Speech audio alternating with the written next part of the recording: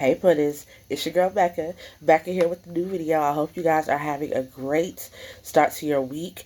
Thank you so much for being here. This is a channel where I, a self-published author, give you a bird's eye view perspective of urban fiction books, urban music, and some shenanigans thrown in there, okay? So, if that's something that you're interested in and you get to the end of this video, make sure you subscribe, smack that notification bell, and if you're feeling frisky, leave me a like and a comment, okay? We're going to get into this video, though.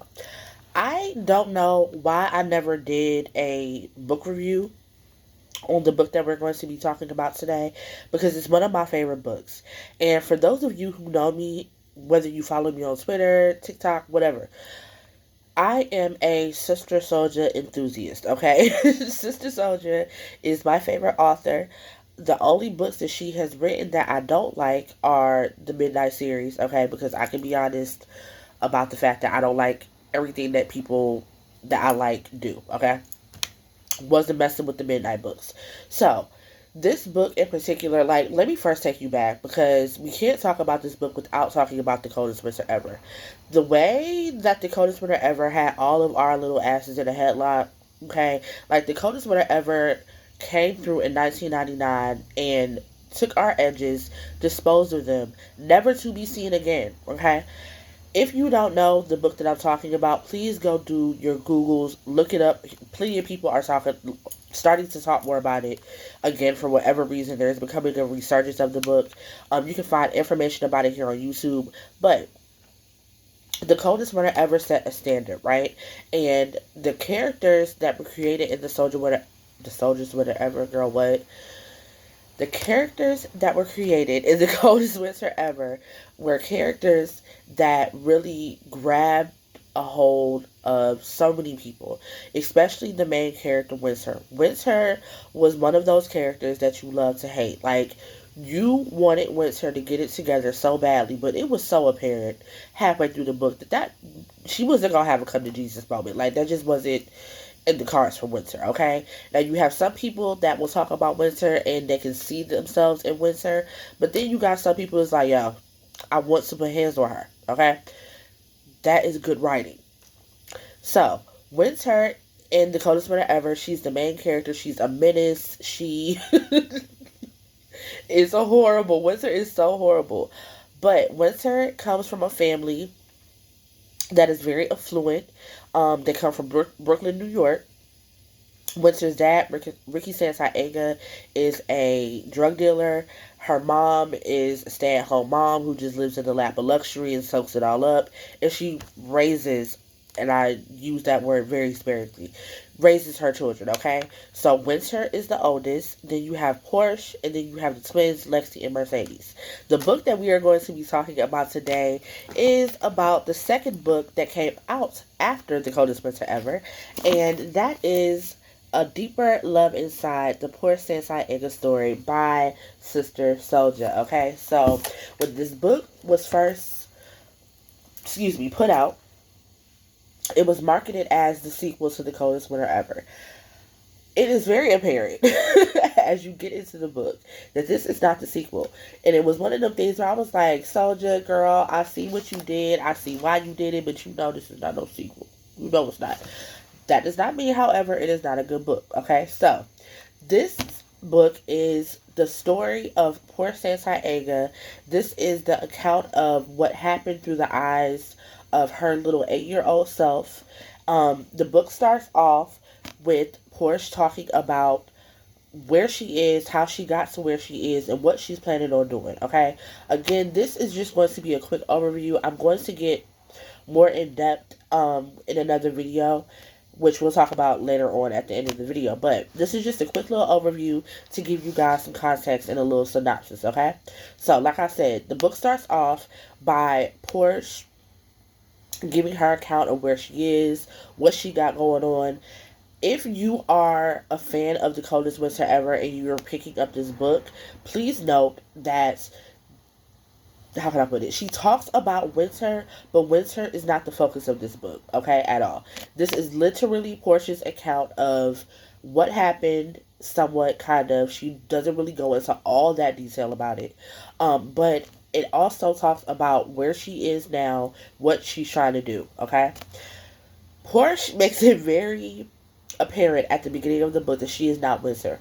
She makes it known that she reveres her sister, that her sister is the greatest thing since sliced bread to her. But she's like, I am Porsche Santiaga.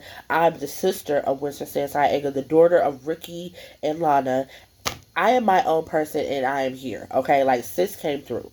So as we open up the book, Portia is telling us how she is in a juvenile detention center. Okay, if you read the Coldest Winter Ever, you know that eventually Ricky, her father, was incarcerated.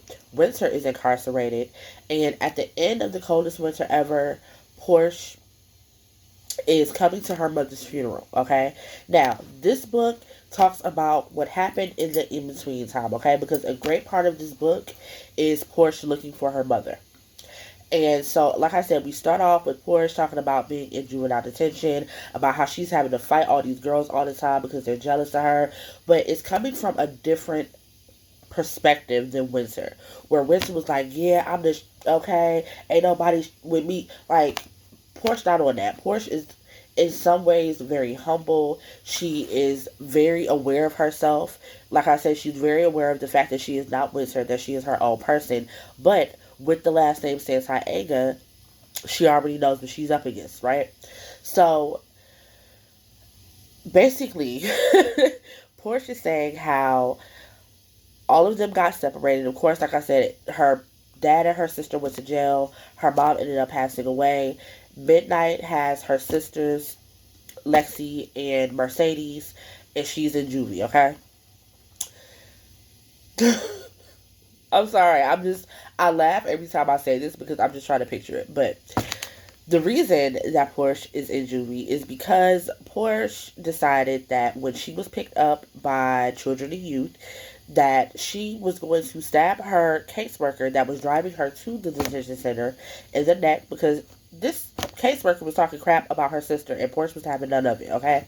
So she lands in the juvenile detention center, and this book is basically her encounter and the things that she goes through while she's in this juvenile detention center.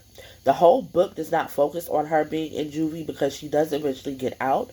And when she gets out, she is looking for her mom, okay? Do I want to ruin it? I'm gonna ruin it a little bit. So she does end up finding her mom, and when she finds her mom, that takes on a life of its own. That takes on a whole different journey, okay? But this is a very interesting book. This is definitely one of the books that you cannot just read one time, right? There are elements of this book where you're like, girl, what? What is happening? It's one of them things where it's like, there are parts where you don't know what's imagination and what is reality. And I like that aspect of the book because it keeps the book interesting, but you are going to have to pay attention when you are reading this book, which is why I said I had to read it a couple of times to be like, okay, I got you. I don't know why people were so like about this book. I don't know if it's because Souljah marketed it as a sequel and it was not a sequel, and like after enough people read it and caught on to that, they were like, yeah, nah, I really don't care about Portia's story.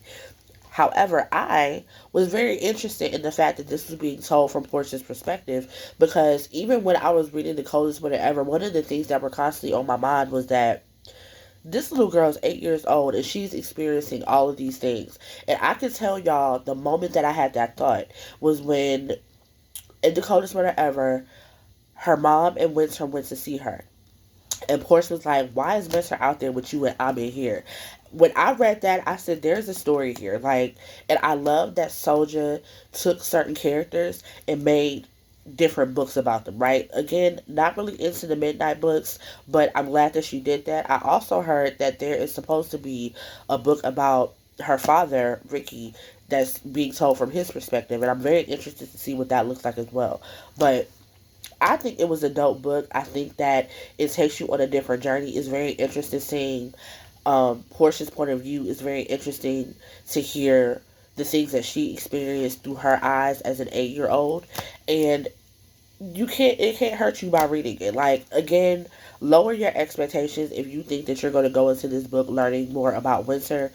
This book, again, is not focused on winter whatsoever. It's focused on Porsche and her mom, pretty much. But that is still a good read. It's still, like, if I had to recommend it, I would give it like an 8.5 out of 10. But definitely pick it up. Like I said, I'm going to do another book review talking more about this book in depth. I haven't decided if I wanted to do it chapter by chapter or if I want to do it just one big book review. If you guys are interested, let me know in the comments how you want me to do this book review, and I will do it any way that you guys want me to. I also have another in-depth book review about the coldest winter ever coming, but we're going to sit on that for a while because I'm really digging into the meat and potatoes of that book in a different way that I think that you guys are really going to like. The next book review that I do will be the start of the Truth to the Game series by Terry Woods. So, trust me, we're going to talk about the book and the movie, okay? Because, baby, no, okay? But that is it for today's video. I hope you guys pick this book up, read it. If you've already read it, leave me some comments and let me know how you liked it, if you didn't like it, and start some conversation. If you guys have any book suggestions for me, please leave them in the comments or leave them in the email. I will definitely leave my email in the description so that you guys can email me any suggestions that you may have for a book review. I'm open to everything urban fiction. Urban fiction. I don't want no YA. I don't want no none of that. I want urban fiction. So if you know a good book, let me know so I can put everybody else up on game, okay? Until next time, I hope you guys have a dope rest of your day.